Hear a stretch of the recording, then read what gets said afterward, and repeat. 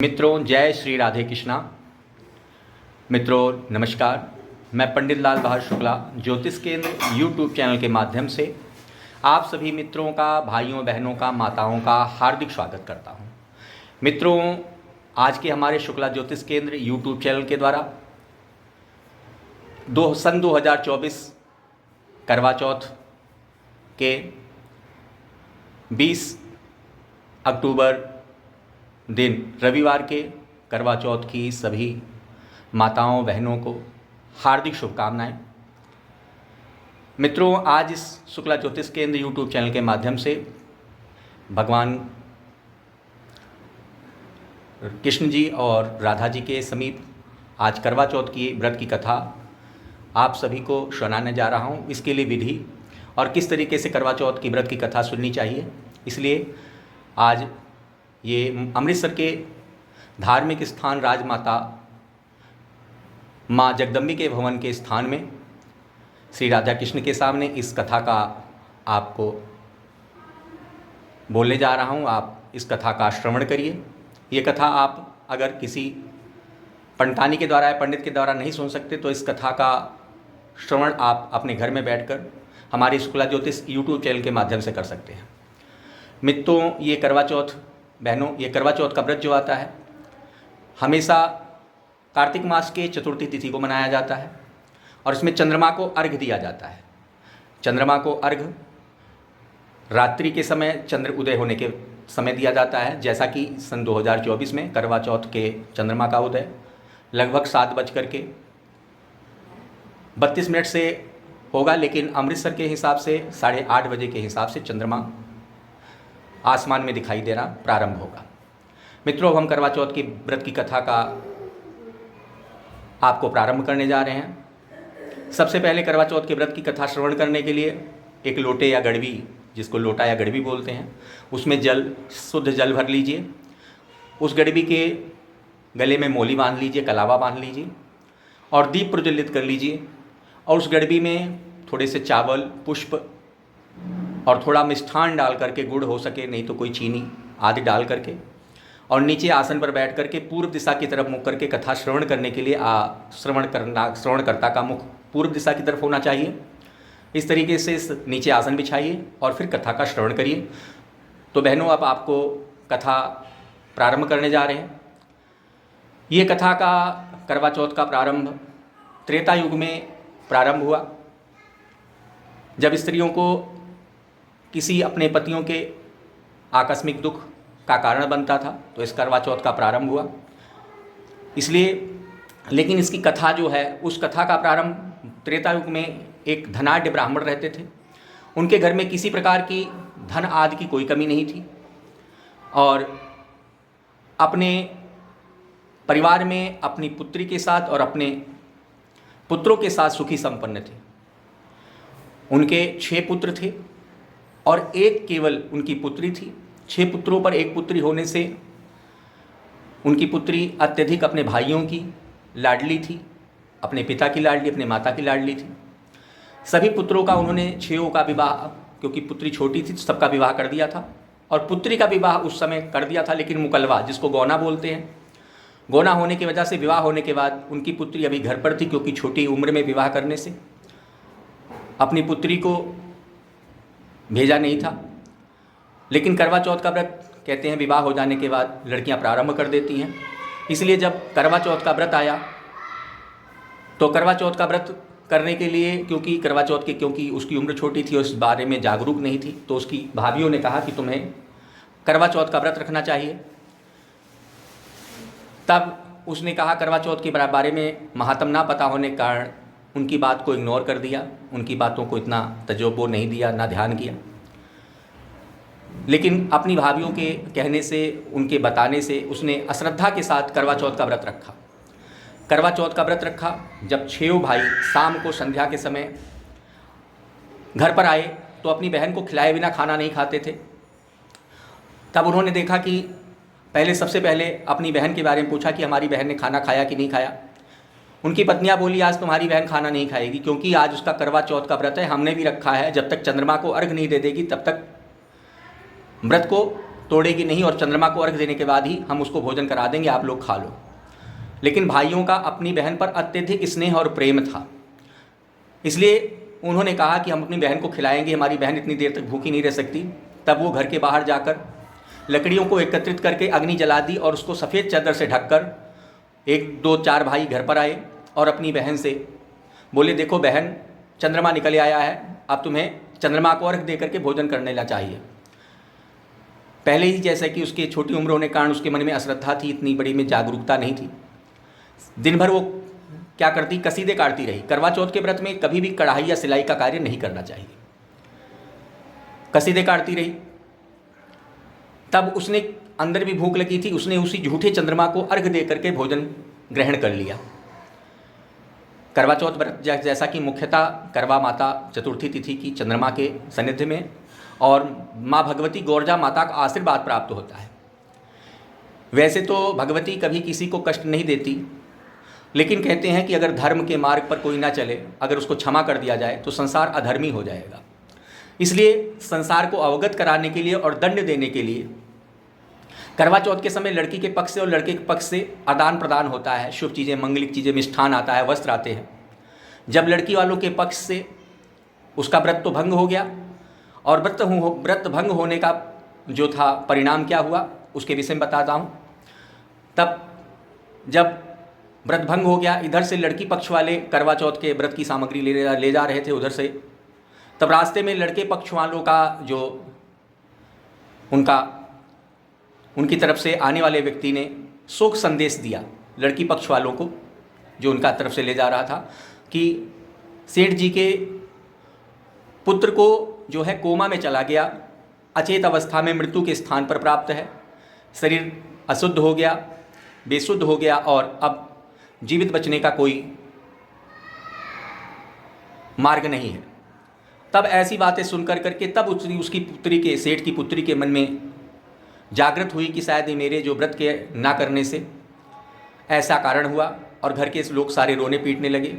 तब उसने सोचा कि मेरी गलती की वजह से मेरे पति का सौभाग्य गया है और मेरे पति की ऐसी हालत हुई है। तब उसने अपने पिता से कहा, अगर आप मेरे से प्रेम करते हैं तो मैं अपने पति के विलाप में सारा जीवन काट लूँगी, लेकिन मेरे लिए घर से दूर एक महल बना दीजिए।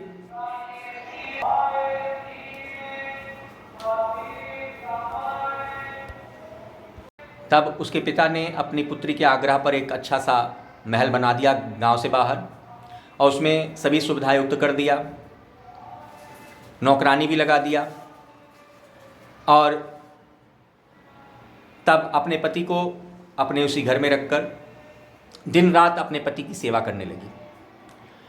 और माँ गौरजा से, भगवान गणेश जी से और माँ करवा चौथ से हमेशा क्षमा प्रार्थना करती अपनी गलतियों के लिए। इस तरीके से उसने संपूर्ण वर्ष अपने पति की सेवा में व्यतीत कर दिया, पूजा पाठ करते हुए।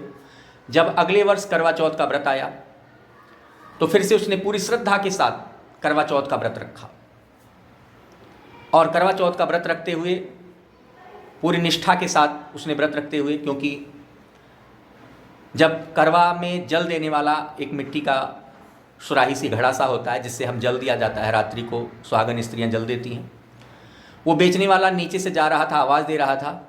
तब उसने अपनी नौकरानी से कहा कि तुम ऐसा करो, मैं अपने पति की सेवा कर रही हूँ, तुम बाहर बेचने वाला है, तुम उसको जा कर के ले आओ, क्योंकि रात्रि को चंद्रमा को अर्घ देना है।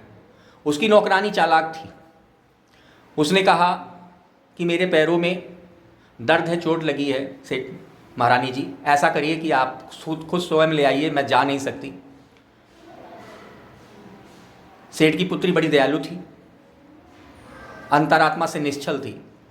उसने अपने पति के सिर को उस नौकरानी के सिर पर रख दिया कि इनकी सेवा कर रही थी तो इसलिए सर पर रख दिया, और बोली कि इनको आराम मिलेगा और मैं जाती हूँ, करवा ले आती हूँ। उसकी पूजा पाठ से भगवती प्रसन्न हो चुकी थी। आज उसको करवा चौथ के व्रत के लिए उसको सुख और संदेश देना था, इसलिए आज उसके पति के फिर से अचेत अवस्था से उठने का दिन और जीवित होने का दिन था। लेकिन कहते हैं कि अगर पाप का अंश एक सिरा भी रहे तो इंसान को जीवन में उन परेशानियों का भी सामना सुख आते आते उससे दूर हो जाता है। जब उसने अपना पति का सर उस नौकरानी के सिर पर रखा तो 2 सुइयाँ, जो क्योंकि वो जो सुइयाँ थी जो उसने शरीर में उस दिन करवा चौथ के पहले व्रत में सुइयाँ सिलाई कर रही थी, उसी तरीके की सुइयाँ उसके शरीर में चुभ गई। उस नौकरानी ने 2 सुइयाँ जो आँख पर लगी थी, अंतिम सुई उसने निकाल दी और उसका पति जो था उसका सेठानी का, वो राम राम कह करके उठ बैठा और देखा, क्योंकि उसने विवाह के समय मुकलवा नहीं हुआ था, पर्दे के अंदर विवाह होता है, इसलिए शकल ना देखने की वजह से अपनी पत्नी का, जब उससे पूछा कि मैं कहाँ हूँ, मैं कौन हूँ, तब उस नौकरानी ने कहा समय अच्छा है धन कमाने के लिए और धनवान बनने के लिए। उसने कहा मैं आपकी पत्नी हूँ, आप अचेत अवस्था में चले गए थे, बीमारी से जूझ रहे थे और मैंने ही आपकी सेवा कर करके आपको आज जीवित किया है। असत्य बोला। अब उस समय क्योंकि देखा नहीं था तो उसने उसकी बातों पर, नौकरानी की बातों पर विश्वास कर लिया। जब असली उसकी सेठानी आई तो बोली ये कौन है? बोले हमारी नौकरानी थी, आज करवा चौथ का व्रत मैंने आपके लिए रखा है, इसलिए ये करवा लेने गई थी मिट्टी का।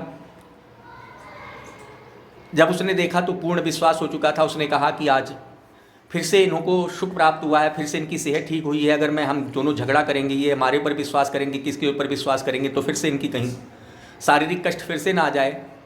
उसने भगवान का प्रसाद समझ करके, सुख और दुख को भगवान का प्रसाद समझकर माता भगवती को कि शायद आज मेरे कष्टों का अभी निवारण नहीं हुआ है, मुझे कष्ट और झेलना है, उसको ही स्वीकार कर करके उसी घर में नौकरानी बनकर रहने लगी और जो नौकरानी थी सेठानी बनकर रहने लगी। इस तरीके से कुछ समय पश्चात उसकी सेवा चलती रही, दिन रात अपने पति की सेवा करती रही नौकरानी के माध्यम से ही। अब सेठ जी पूरे संपन्न, पूरे सुखी हो गए थे, धन पैसा उनके पास तो था ही पहले से ही दिया हुआ, व्यापार चल रहा था। व्यापार करने के लिए उनको शहर की तरफ जाना था। तब अपनी उस झूठी जो वो नौकरानी थी, सेठानी बन गई थी, उससे पूछा तुम्हारे लिए क्या लाऊं? उसने कहा कि मेरे लिए हीरे जवाहरात ले आना। और जो नौकरानी थी क्योंकि इतनी सेवा करती थी तो उसके प्रति भी उनके अंदर श्रद्धा थी, तो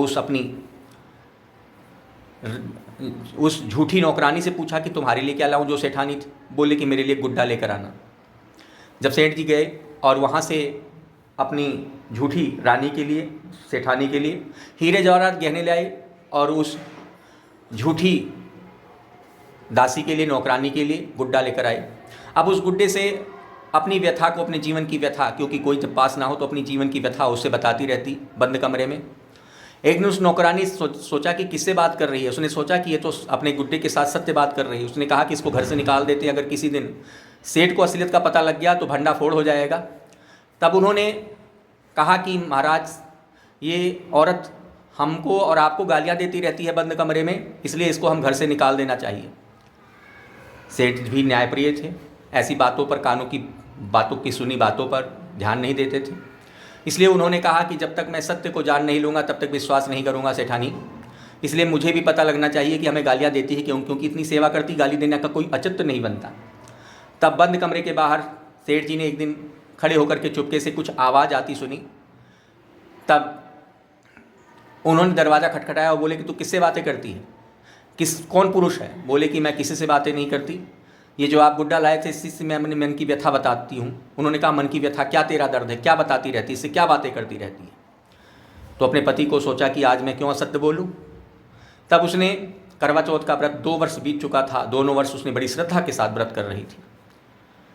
तब उसने कहा, सारी बात बताई। अब सेठ ने सोचा कि अगर कल को इस नौकरानी ने गलत बोला था सत्य, तो क्या पता ये असत्य बोल रही हो, मेरे से कहीं धर्म की हानि ना हो जाए। इसलिए सेठ ने अपनी पगड़ी उतार कर करके नीचे ज़मीन पर रख दिया और बोले कि जो मेरी असली रानी होगा वो इस पगड़ी को नाग जाएगा और जो मेरी रानी नहीं होगा वो नहीं नागेगा। उन्होंने बात को उल्टा करके कहा कि क्योंकि लालच, कहते हैं लालच बुरी बला होती है। उस नकली सेठानी ने सोचा कि पगड़ी तो नांगनी है और पगड़ी नांग जाऊंगी तो मैं रानी रहूंगी, लेकिन पगड़ी जो होती है पति के सिर का, उसकी इज्जत होती है, उसका स्वाभिमान होता है। एक असली पत्नी अपने पत्नी की पगड़ी को नाक कर करके घर के दरवाजे के बाहर नहीं जाती। उस झूठी सेठानी ने, उसको क्या था, उसने पगड़ी 2 मिनट में नाग लिया। जब असली से कहा, जो नौकरानी बनी थी, उसने कहा स्वामी महाराज मैं नहीं नागूंगी, मैं दासी की दासी बनना मंजूर है लेकिन मैं अपने पति की पगड़ी नहीं नागूंगी। तब सेठ ने समझ लिया कि यही मेरी असली रानी है, असली सेठानी है। उन्होंने क्रोध करके तब उसको घर से बाहर निकालना चाहा पकड़ करके। तब सेठानी ने कहा, नहीं महाराज, इसने गलती की जरूर की है, लेकिन ये चलो किसी तरीके से इसको किसी प्रकार का कोई दंड ना दिया जाए। और उसके अंदर बहुत सरलता थी असली सेठानी में। तब उन्होंने उसको क्रोध या दंड देने से बचा लिया राजा के पास, और उसने आजीवन भगवती गौरजा माता का करवा चौथ का व्रत रखते हुए और भगवान गणेश जी की कृपा से अखंड सौभाग्य प्राप्त किया। पुत्र संतान आदि का सुख प्राप्त कर करके संपूर्ण संसार का सुख भोग कर अंत में दोनों अखंड सौभाग्य द्वारा बैकुंठ को लोक को चले गए।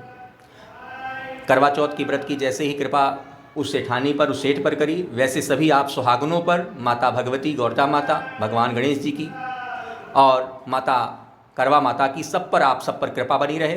बोले करवा चौथ माता की जय, बांके बिहारी लाल की जय।